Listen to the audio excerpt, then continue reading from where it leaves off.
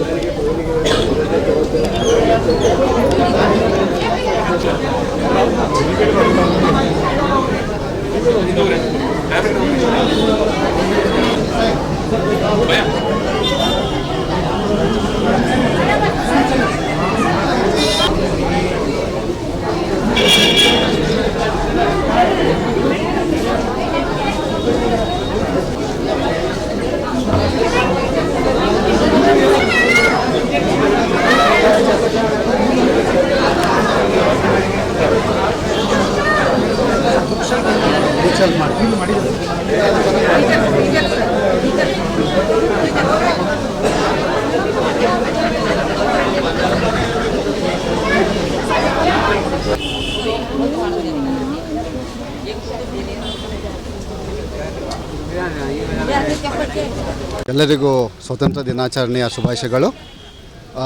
ಇವತ್ತು ಜಿಲ್ಲಾ ಉಸ್ತುವಾರಿ ಸಚಿವರು ಸತೀಶ್ ಜಾರಕಿಹೊಳಿ ಸರ್ ಅವರು ಹಾಗೂ ನಮ್ಮ ಈ ಕ್ಷೇತ್ರದ ಶಾಸಕರು ರಾಜು ಸೇಠ್ ಸರ್ ಅವರು ಹಾಗೂ ಎಲ್ಲ ಅಧಿಕಾರಿಗಳು ಹಾಗೂ ಎಲ್ಲರ ಸಮ್ಮುಖದಲ್ಲಿ ಇವತ್ತು ನಮ್ಮ ಬೆಳಗಾವಿ ಜಿಲ್ಲೆಯ ಸರ್ದಾರ್ ಸ್ಕೂಲ್ ಗ್ರೌಂಡಲ್ಲಿ ಸರ್ದಾರ್ ಸ್ಕೂಲ್ ಆ ಪ್ರಿಮೈಸಸ್ಸಲ್ಲಿ ಒಂದು ವಿನೂತನವಾಗಿ ಜಿಲ್ಲಾ ಪಂಚಾಯತು ಹಾಗೂ ಶಾಸಕರ ಅನುದಾನದಲ್ಲಿ ನಾವು ಒಂದು ಚೆಸ್ ಪಾರ್ಕನ್ನು ಇಲ್ಲಿ ನಿರ್ಮಾಣ ಮಾಡಿದ್ದೀವಿ.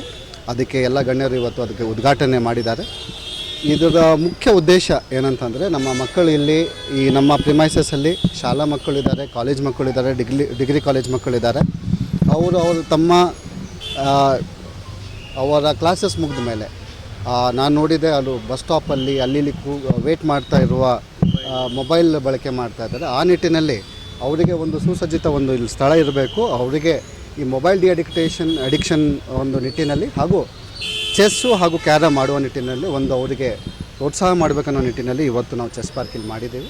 ಅದಕ್ಕೆ ಉದ್ಘಾಟನೆ ಆಗಿದೆ. ಇದು ಮುಂದಿನ ದಿನಗಳಲ್ಲಿ ನಮ್ಮ ಮಕ್ಕಳಿಗೆ ಅನುಕೂಲ ಆಗುತ್ತೆ. ಅದ್ರ ಜೊತೆಗೆ inter school competitions, chess competitions ಕೂಡ ಮಾಡುವ ಒಂದು ನಿರೀಕ್ಷೆ ಇದೆ.